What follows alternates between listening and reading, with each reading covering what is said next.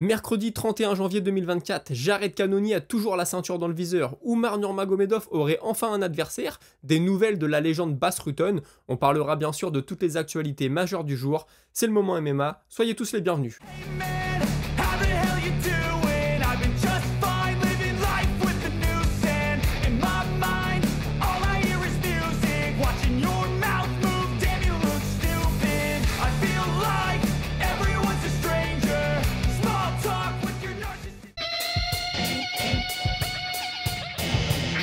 Jared Cannonier reste sur 2 victoires consécutives, une face à celui qui n'était pas encore champion à l'époque, Sean Strickland, et l'autre face au top contender Marvin Vettori.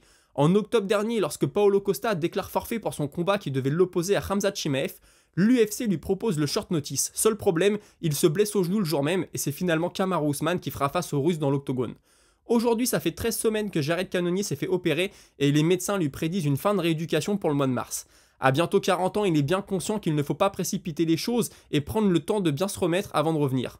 Comme il le dit, depuis son absence, de nouveaux visages ont émergé dans la catégorie et même s'il espère un combat pour le titre, il ne dirait pas non à une opposition face à Chimaev, qui même s'il est motivé et talentueux n'a toujours pas, d'après lui, affronté de vrais poids moyens. Rappelez-vous le dernier UFC Paris, Rose Namajunas s'inclinait à la décision face à Manon Fiorot. Tout de suite après le combat, on apprenait qu'elle était blessée à la main qui va mieux aujourd'hui, elle revient en mars prochain contre Ribas, toujours en 125, catégorie dans laquelle elle veut maintenant s'établir, la perte de poids étant devenue de plus en plus difficile chez les 115 pounds, catégorie, je le rappelle, de laquelle elle a été championne.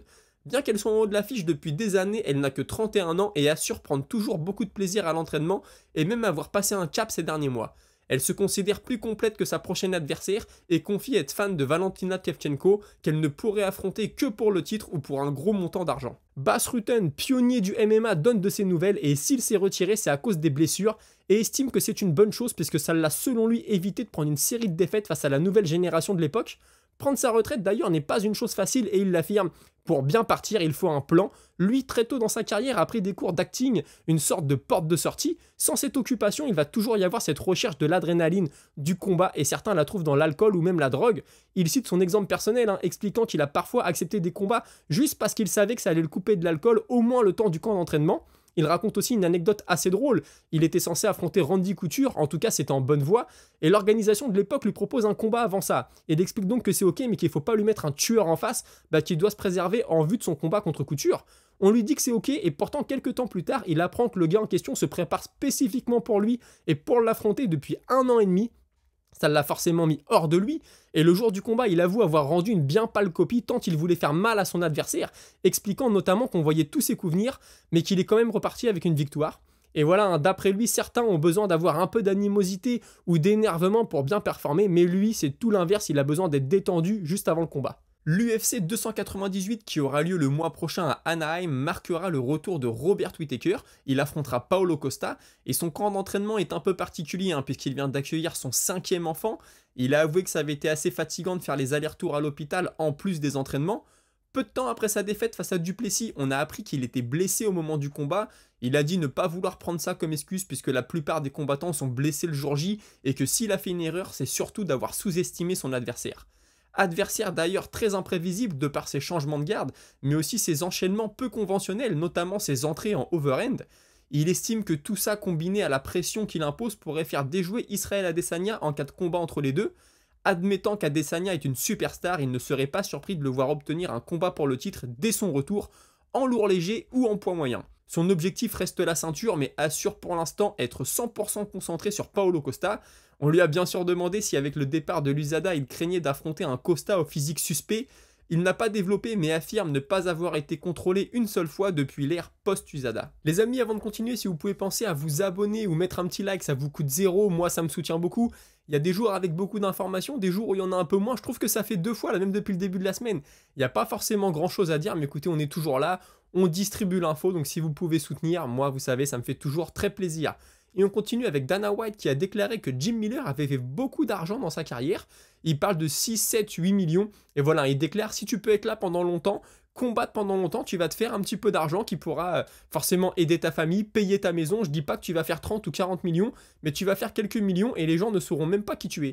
Bah écoutez, Jim Miller, je savais pas qu'il avait fait autant d'argent. J'avais peur pour lui justement qu'il continue à combattre encore maintenant à son âge parce qu'il avait besoin d'argent.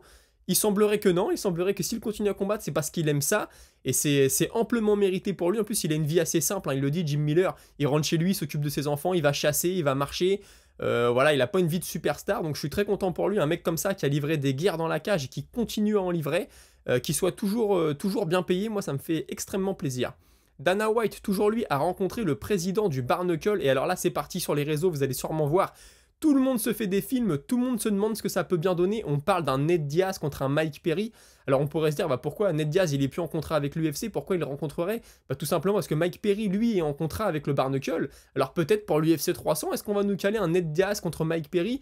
C'est quelque chose qui avait déjà été évoqué par Mike Perry il y a quelques semaines. Donc moi je dis ça, je sais pas du tout, hein, il n'y a rien qui a été dit, ce ne sont que des rumeurs. Mais si les deux se sont rencontrés, c'est peut-être aussi pour parler business.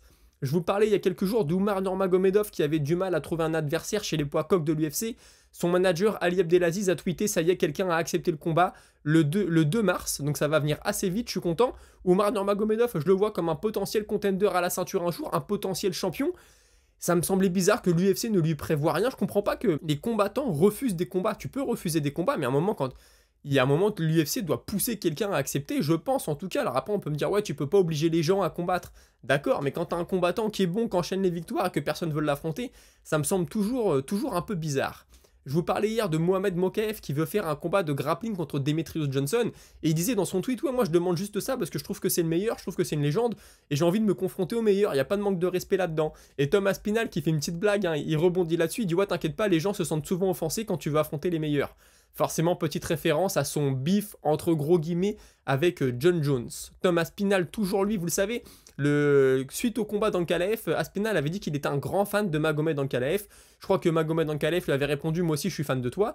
Et là, il y a quelques heures, Ankalaev qui lui dit « Ouais, champion, j'aimerais bien m'entraîner avec toi ». Et Aspinall qui lui dit « Bah écoute, t'as qu'à m'envoyer un message sur Instagram, ou je vais t'envoyer un message sur Instagram », je crois qu'il lui a dit.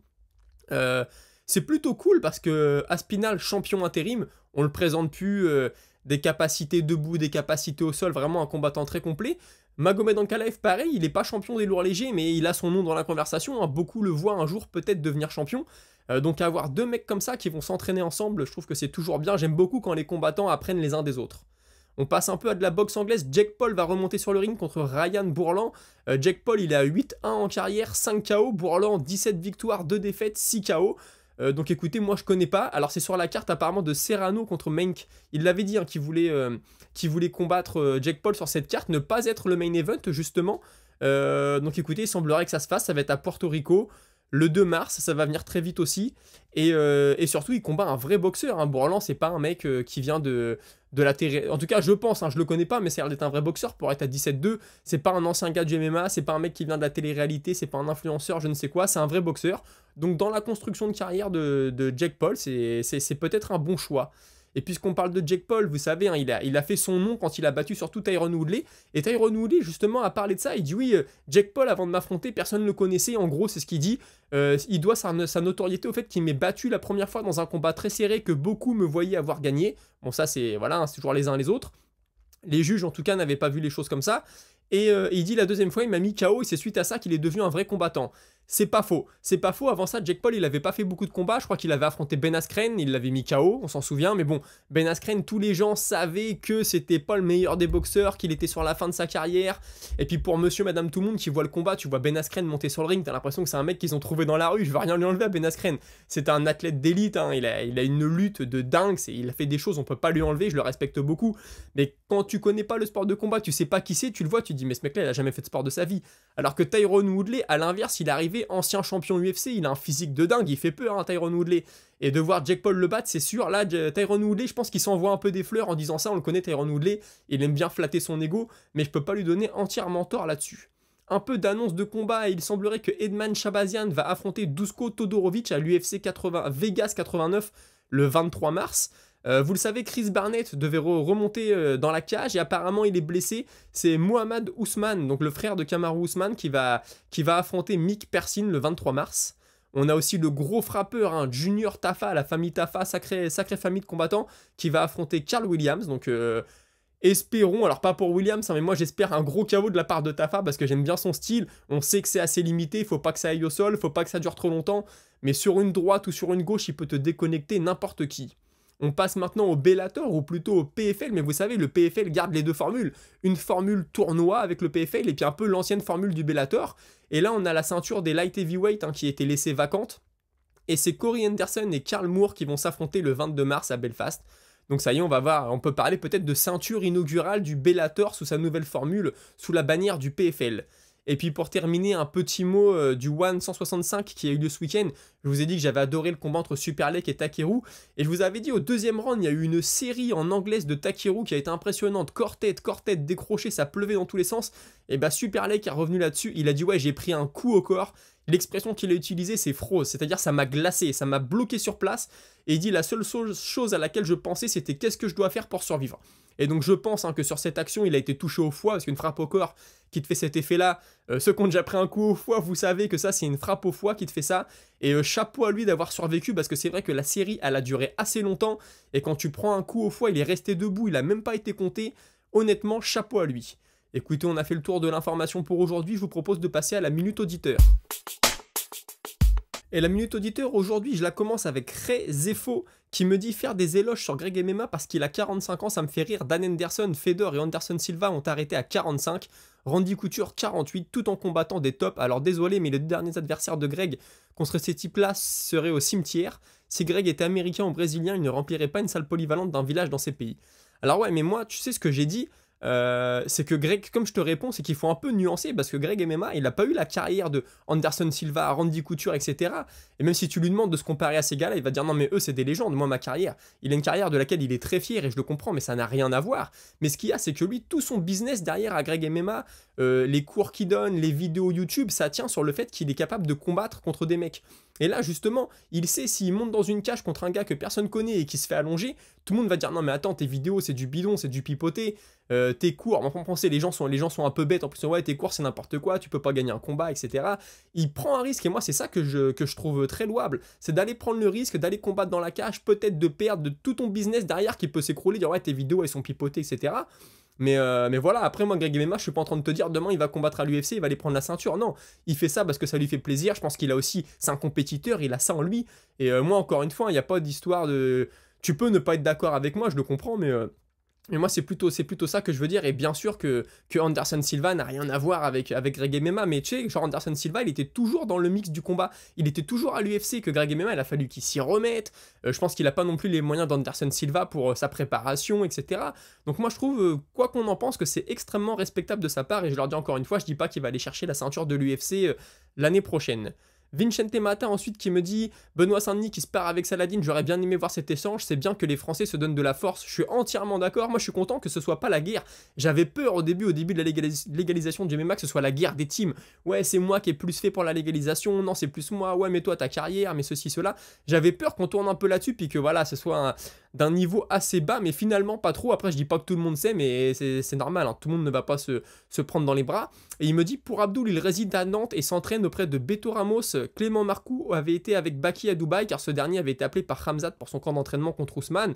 Et c'est à cette occasion que Marcoux avait rencontré la team Chimaev et a tissé des liens avec son préparateur physique et head coach.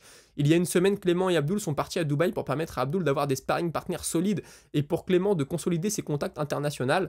Abdul combat normalement en avril et peut-être co-main au PFL sur la carte Doumbé versus Baki.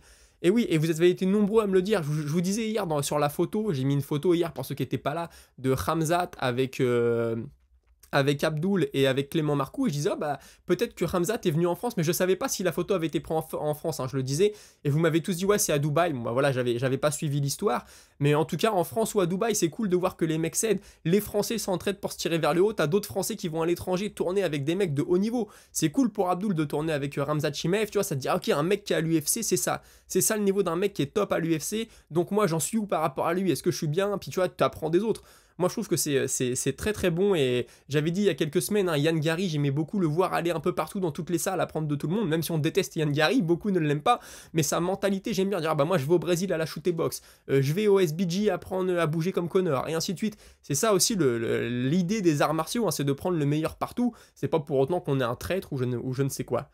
Il y a Le Braque qui me dit le coup de 12-6 me manque pas perso, d'autant qu'il y a une variété d'angles au sol suffisant pour que les coudes soient suffisamment efficaces. T'as pas tort, j'avais pas vu les choses comme ça. C'est vrai que ça ne finirait les combats plus vite au vu des dommages que ce coup crée. Sinon, les stomp à la tête quand l'adversaire est au sol, c'est pas mal non plus pour finir un combattant touché.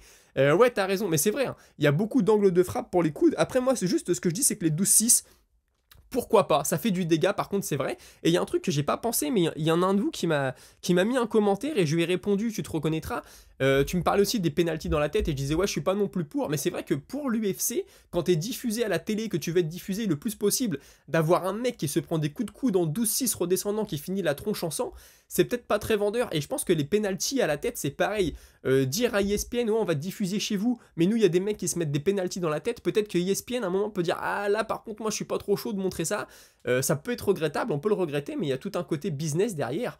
Et concernant les angles de frappe au sol pour les coudes, c'est vrai, je suis d'accord avec toi, il y a plein de façons de frapper au sol. 12-6, c'en est un de plus, c'est peut-être celui qui fait le plus de dégâts. Donc écoute, c'est un point de vue intéressant à voir, c'est pour ça que j'ai souhaité le partager avec vous tous. J'ai Christian Bouchard qui me dit « Je rêve de voir ce combat Khamzat Chimaev contre Bonical, le genre de combat que tu mises pas parce que tout peut t'arriver. » Et ouais, t'as vu, c'est ce que je te répondais. Alors Bonical, j'ai pas envie qu'on me dise « Ouais, tu t'enflammes, Bonical, il a pas combattu de gros noms encore, il est encore loin de Chimaev. » Je suis d'accord avec vous, mais si Bonical continue à gagner, moi je vous dis que dans 1 ou 2 victoires, on peut déjà en parler parce que l'UFC va pousser à fond derrière Bonical. L'UFC va vouloir avoir Bonical en haut de l'affiche, et donc peut-être, pourquoi pas, on peut avoir un Bonical Chimaev plus rapidement que ce qu'on croit, peut-être dès la fin de l'année ou début d'année prochaine. Moi c'est quelque chose, je ne ferme pas la porte là-dessus. Ensuite, on a Caparzo qui me dit McGregor, ça va faire bientôt 2 ans qu'il annonce le retour et du coup les gens ont perdu toute envie. Ils ont tellement tiré sur la corde que même lorsque ça sera officiel, on va faire ah ok cool. Je suis assez d'accord avec toi, il appelle tout, ouais je vais combattre lui, je vais combattre en middle, je vais combattre en plume, je vais aller rechercher ma ceinture, machin. C'est vrai que c'est un peu lourd. Maintenant le truc qu'il y a avec McGregor, c'est que moi je suis convaincu, quand son combat va être annoncé, ils vont nous vendre le truc, ils vont nous faire des films, ils vont nous faire des clips, McGregor il va être à fond sur les réseaux, etc. Et au final, même si moi sportivement j'en attends plus rien de McGregor, je pense que c'est cuit, mais tu vas toujours avoir cette envie quand même de dire bon allez vas-y je vais regarder parce que c'est McGregor et puis voilà, et puis tu vas être pris au jeu. En tout cas moi je pense que je serai quand même pris au jeu, même si voilà sportivement j'attends plus grand chose de Conor McGregor. Et on finit avec la bonne blague, les 2 fins de la banane qui me dit super leg, c'est super leg en fait. Donc référence à la cuisse de Takeru hein, hier qui était bleue. Alors elle était tellement facile que je sais pas comment j'ai pas pensé, mais voilà ça m'a fait sourire donc je voulais vous la partager.